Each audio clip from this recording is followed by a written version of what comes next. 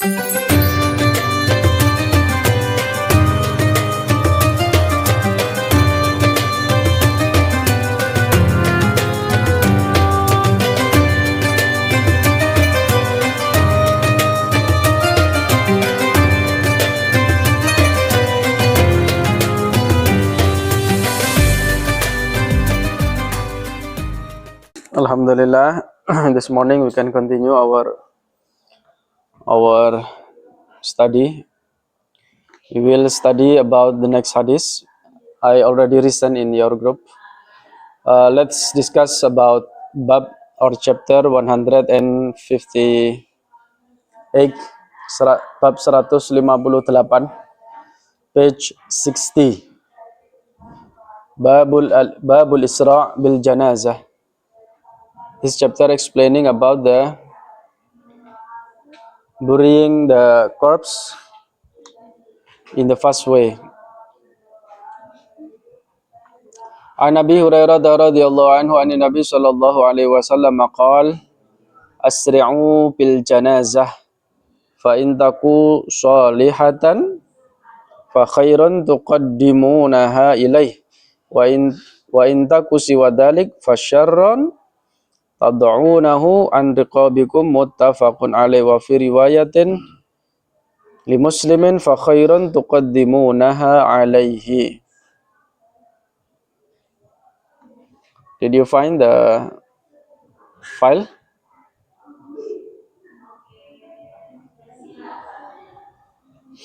Okay.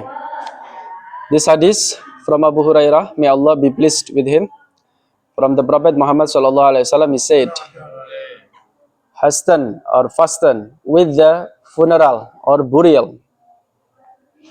If the deceased was a righteous person, if he was a righteous person, righteous means taqwa, or someone who is khair, then it is good thing that you are sending him forward to.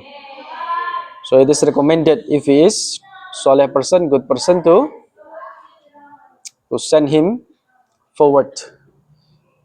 And if he was not a righteous person, then it is an evil burden you are relieving from your shoulders.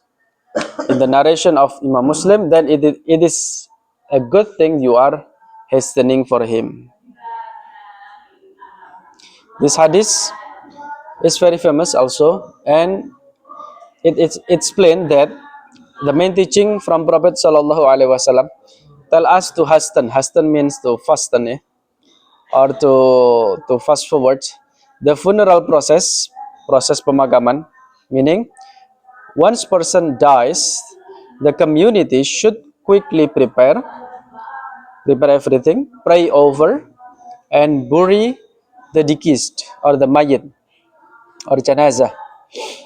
And in Islam, it is discouraged of delaying funerals if it is unnecessary. If there is no reason, so it is not recommended to delay the funeral process. So it is better to make it fast.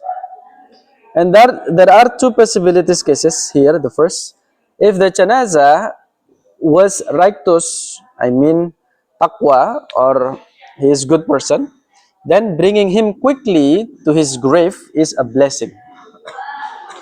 He is moving faster toward the mercy and reward of Allah subhanahu wa ta'ala, and being freed from the trials of the world. If the janazah was not righteous person, then by burying him quickly, the community is relieved from carrying the burden of his soul. In other words, the trial and responsibility of having his body among the living is lifted from them. So there are some lessons here. The first, we must respect the dead. We must respect the dead. Give an honor. Islam honors the janazah by not leaving the body waiting unnecessarily. So it is recommended to bury him faster. Yeah. And also the second, reminder for the living. This is our reminder. A quick burial reminds people of reality of death and hereafter. And also, it is the mercy for the family. It helps the family move on and accept Allah's faith or decree rather than prolonging their grief. Prolonging means apa? Menambah kesusahannya. So by burying the janazah fast, it means that the family can quickly move on. Ya, tidak meratapi. Because when the corpse or janazah still in the house, yeah, of course the member of the family always, what we say, crying over him by seeing his janazah. Yeah. So the third, there is a spiritual wisdom.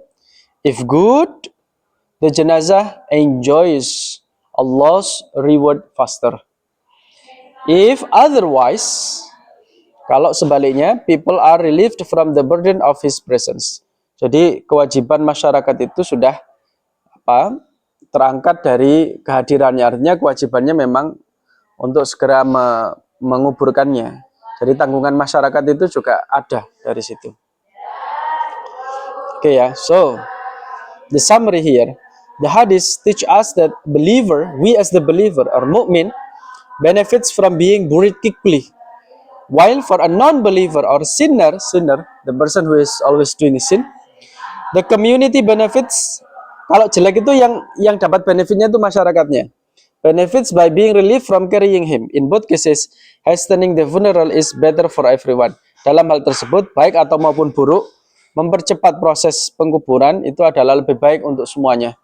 Is better for everyone. Okay, ya. So that's the hadith of menyegerakan jenazah. The second hadith. An-Nabi Sa'id Al-Khudri radhiyallahu anhu qala kana Nabi sallallahu alaihi wasallam. Mr. Ahmad, please read also the direct translation in English.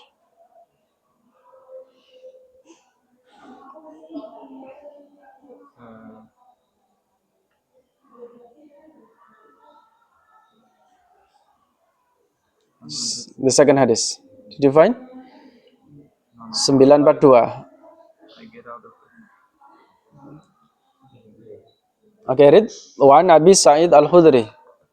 عن أبي سعيد الخدري رضي الله عنه قال كان النبي صلى الله عليه وسلم يقول إذا وضعت الجنازة احتملها الرجال على أعناقهم فإن كانت صالحة قالت قدموني وإن كانت غير صالحة قالت لأهلها يا ويلها أين تذهبون بها يسمع صوتها كل شيء إلا الإنسان ولو سمع الإنسان لصعق رواه البخاري.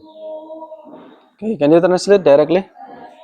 From Abu Sa'id al-Khudri radhiyallahu anhu, he said, Rasulullah sallallahu alaihi wasallam said, if janazah already put and men already get it on their shoulders, if the man is, or if the janazah is a righteous person, the janazah said, please put me forward, take me forward. And if it is not a righteous person, it say for their people who taking it on their shoulders, oh, where are you going with me? أين تذهبون بها? And everything will hear its voice except human. And if the human listen to the voice of the janazah, they will get cursed. Rawahu Bukhari. Okay. This hadith is very powerful. And some ulama, when they are being read of this hadith, yeah, he will easily cry. When ulama listen to this hadith, they will easily cry. Why they are crying? Because they know how deep the meaning of this hadith. And this is also very famous hadith. From Abu Sa'id Al-Khudri, may Allah be pleased with him. He said, the Prophet ﷺ said, when a funeral is placed and carried by men upon their shoulders, if he deceased person or a righteous person or pious person, he will say, take me quickly, bring me quickly to my grave. But if he was not righteous, he will say to his family, woe to me, woe to me, where are you taking me? Where are you taking me? And his voice is heard by every creature except mankind. His voice can be heard, can be listened, although it is animal can also listen, except mankind. Human being cannot listen that. If mankind were to hear it, they would surely fall unconscious. Do you understand? Yeah, of course. The first, if we listen that mysterious voice, we will be shocked, surprised, and being afraid, and then we will fall unconscious. Summary, key lessons. There are some key lessons. Pelajaran, kunci pelajaran. The first, this is to show the reality of hereafter. At death, the soul is aware of its destiny. The soul is aware of its destiny. So our soul, our ruh, yeah, will clearly see the place where we will be placed, in surga, in jannah, or in the hell. It is already seen from the very beginning when the soul comes out from the body. The righteous soul, the taqwa soul, longs to meet Allah. Longs to means longs to, long plus to means sangat ingin, sangat rindu, ya kan? Longing on to yesterday, far, far. I suddenly remember that song. What song is that? Westlife. Hah? You are gen millennial? Gen tahun 2000-an? Lagunya Westlife kan? Gimana itu? I lay my love on you ya? I lay my love on you. Ya, itu kan ada itu. Longing on to yesterday, far, far to lose. Gitu. While the sinful soul, jiwa-jiwa atau ruh yang berdosa, yang fasik ya, dreads what is to come. He is very worried what will come, what will happen. Ya, sangat-sangat cemas. Number 2, unseen world, dunia yang tak tampak. Animals and other creatures like plants, trees can hear what janazah says. We must believe this. But humans we cannot listen it by Allah's mercy, because the sound would overwhelm them. Just imagine, if we can listen to the tasbih of plants, yusabbihu lillahi ma fis samawati wal ard. Everything from Allah creatures is always dhikr to Allah, is always saying tasbih and etc. What kind of noise? It will be disturbing us. It will disturb us because very, very noisy, yeah, from the wall, from the leaves, from the plants, from the trees, even the stones. Subhanallah, subhanallah, subhanallah, subhanallah. We cannot be calm. We will be disturbed by that voices, that noises, and it is not good. So when Allah cover our hearing from that kind of tasbih from other creatures, it is mercy, it is blessing for us. Do you understand? Don't be there that I want to hear everything. Please Allah, reveal my sight, my hearing. I want to listen ghaib and etc. I want to see jinn or shaitan, for the simple. If Allah reveal that, if Allah uncover that, your life will not be calm. Yeah, every second you see kinds of shadows. What is that? Every time you read the book, you reading Al-Quran, you read the lesson, for example, your soul will not be into maknina. Yeah, don't think that indigo person is good. His condition is not good at all. Yeah, he's always disturbed by that kind of appearance. Yeah, so it is kind of Allah's blessing when Allah cover, and also we cannot listen that kind of sounds. But in akhirah Allah will reveal all. Allah will open everything. Yeah, what is the dalil? Fakashafna anka ghita'aka fabasarukal yawma hadid. Fakashafna anka ghita'aka. Allah will reveal, Allah will uncover. Ghita means what mean ghita? Cover. Fabasaruka, so your sight at the time, hadid, very sharp. You can see everything in the hereafter. So now we live in the world. Also, we must believe there is unseen world. Animal and other creatures can hear what this is, but humans like that. Yeah, the sound would overwhelm. You know, overwhelm. Yeah, we will be confused. We will be like that. Number 3, the lesson, encouragement of righteousness, semangat untuk bertakwa. A righteous life leads to eagerness for hereafter, while sin, kind of sins, kind of jarimah, kind of al-ma'siyah, leads to fear and regret at death. Dosa itu menimbulkan apa? Penyesalan ketika kematian. Sin leads to fear, ketakutan, and regret at death. Number 4, this also reminder for the living. Funeral should remind us to prepare for our own death with good deeds and repentance. Repentance mean taubah. Yeah.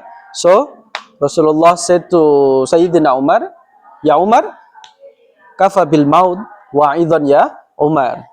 Enough for you to make a death as an advisor, O Umar.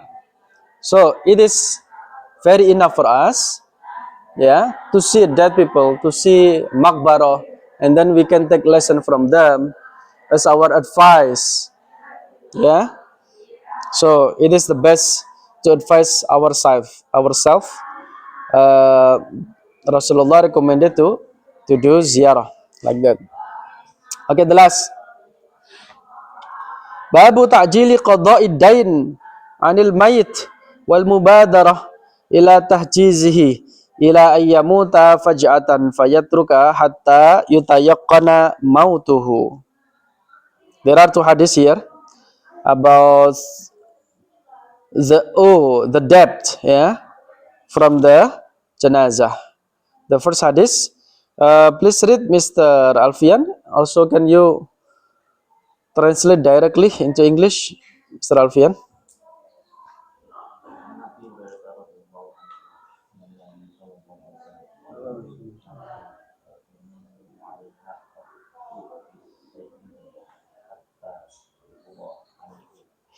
The first hadith, okay. From Abu Hurairah, from Rasulullah SAW, he said that all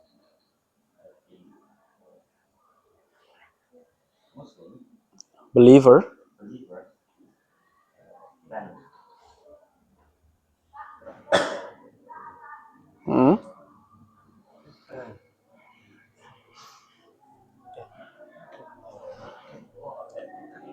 Yeah.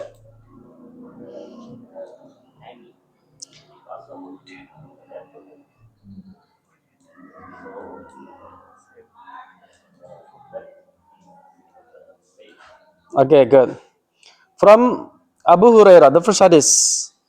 Anu ya, maybe next meeting also prepare ya from Ustadzah ya to read and then translate ya. So we'll learn together. I read here from the translation, English translation, just to train our direct translation ya. An Abi Hurairah radhiyallahu anhu an Nabi sallallahu alaihi wasallam qala nafsul mu'mini mu'allaqa min digantungkan, tergelantung bidainihi hatta yuqda anhu rawahu Tirmidzi wa qala hadisun hasanun. In here the translation, this hadith from Abu Hurairah, may Allah be pleased with him, from Prophet sallallahu alaihi wasallam, he said, the soul of believer remains suspended because of his debt until his debt is paid off. Do you understand? Okay, the lesson. Even after the death, walaupun sampai dia meninggal, a believer's soul may be held back from complete peace due to unpaid debts. Be careful. Before you die, you must give wasiat to your family, your relatives. Oh, father, mother, maybe my time is very close. I want to die tonight, for example. I have debts. Mention your debts. And also in my phone, in Credivo. For example. Why not? Just to say frankly. Itu kalau tidak dibayar bagaimana itu nanti? Ya. Nah, sekarang kan ada itu di mana itu? Sosmed itu, generasi zaman sekarang itu ada yang teliti itu. Jadi kalau kita mau mengecek seseorang, mau nikah umpama, for example like that, someone want to get married, the girl or the boy, salah satunya itu ada yang kreatif. Apa? BI checking. Jadi calon pasangan kita itu cek dulu BI checkingnya. Terus transaksinya. Dia terlilit pinjol apa enggak, atau judol apa enggak. Kalau pinjol masih oke lah. Tapi kalau judi online, iya kan? Kalau ternyata pasangannya toksik, like that, iya kan? Dicek semua itu, sama transaksinya, semua tanggungannya. Nggak apa-apa, saya kira ini keterbukaan masalah finansial. Daripada nanti, itu kasus yang dibunuh itu. Siapa itu yang pegawai mana itu di Sulawesi itu? Yang dia mau nikah, terus temennya yang dibunuh ya? Temen dari calon istrinya. Karena dia terlilit hutang judi online ya. Masya Allah. Dan apa kan dikuras itu isi ATM-nya? Padahal dia sudah mati ya. Dia sudah mati, terus sempat dia main judi online di depan mayatnya itu. Very, what we say. Ya, beritanya itu sampai segitunya. Ada kelainan psikopat dan sebagainya. Jadi tidak ada salahnya kalau di zaman sekarang ini, karena everything can be controlled by this device, ya, seorang pasangan yang sudah menikah ataupun yang untuk melakukan cross check semuanya, kesehatannya, di samping keluarganya ya, of course, and also about the financial. So this family can plan a better financial in the future, ya kan? Jadi harus ada keterbukaan. Nah, karena ini kita berbicara tentang apa ini? Ruhnya seorang mukmin itu kalau sudah meninggal itu tergantung amalnya, maksudnya tergantung amalnya belum diterima, ya toh, sampai hutang-hutangnya itu dibayarkan. Loh, ini juga ada di dalam Al-Quran. Di akhir surat Al-Baqarah, fi akhir suratil Baqarah, ya kan? What is the longest version in Al-Quran? Iya kan? Ayat terpanjang di dalam Al-Quran itu satu kaca, satu lemper itu tentang hutang. Ya ayyuhalladzina amanu idza tadayantum bidainin ila ajalin musamma faktubu, wahai orang-orang yang beriman, kalau kamu berhutang dengan seseorang dengan waktu yang ditentukan, faktubu, please write down, ditulis, harus dicatat biar tidak lupa. Kalau kamu tidak bisa menulis, ya ida, kamu harus nyewa orang. Mungkin sekarang jasa apa itu? Keuangan itu namanya apa? Atau notaris bisa, atau apa itu? Apa? Akuntan, ya akuntan. Ya toh? Itu menjadi saksi. Ya harus begitu karena ini hakul adami. Rasulullah tidak mau mensolati jenazah yang masih ada hutang, sampai ada sahabat yang nanggung. Alaihi dainun, kata Kanjeng Nabi, dia punya hutang enggak? Nabi tidak mau mensolati, tapi Nabi menyuruh sahabat untuk mensolati. Yos, konai sing mensolati, aku tak mulih. Kanjeng Nabi kan sangat diplomatis sekali kan. Akhirnya ada sahabat, saya yang bayar ya Rasulullah, dia punya hutang sekian dinar, biar saya yang bayarin. Atau ibro itu artinya dibebaskan. Artinya orang yang punya hutang itu, yang menghutangi itu mengikhlaskan. Itu enggak apa-apa. Bagus, karena nanti dia mendapatkan pahalanya. Orang yang hutang ini diambil sama orang yang mengikhlaskan hutangnya, nanti di surga itu gede pahalanya, ganjarannya, rewardnya sangat besar sekali. Karena dia ibro, sudah mengikhlaskan. Nah ini sangat penting masalah finansial. Memang harus dicatat. Itu di dalam Al-Quran itu ayatnya paling panjang itu membicarakan tentang apa? Tentang hutang, transaksi itu.